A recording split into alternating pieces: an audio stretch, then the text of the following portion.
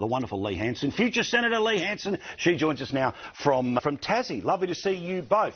So, before I get onto polls and all the rest of it, and actually there's some really fascinating data that I haven't got to yet, which is about immigration and about why people feel the way they do about immigration. Look, you can both have a kick from in front about old mate Annika Wells. Don't you love this here? It's all within the rules. It's all within the rules for me to take the proverbial as often as she does, be it New York, be it Thredbo, be it the mate's birthday, be it the Melbourne Cup.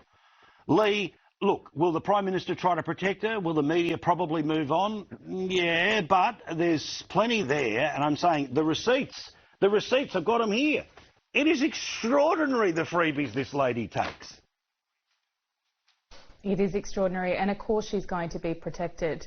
However, we need to hold her to account. The people need to hold her account, and the media need to hold her to account. It does not pass the pub test, pure and simple. Yep. When we have cost of living crisis here, and I heard you talk about before, the stats have risen in regards to people with multiple jobs, and then we hear about politicians jet setting on the taxpayers' dollars. I believe one meal an evening in Paris was $1,200 on what? French champagne? Is that really essential for a parliamentary trip?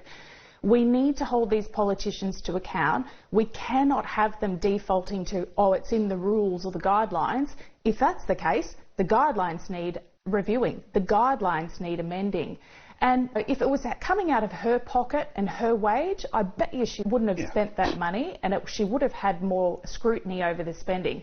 So I actually call for, Paul, we need to look at a independent body or some sort of contract that actually reviews this spending. But in addition to a spending, I think politicians should be held account for their false promises as well. Coming into elections, all the false promises they make, and it never comes to fruition.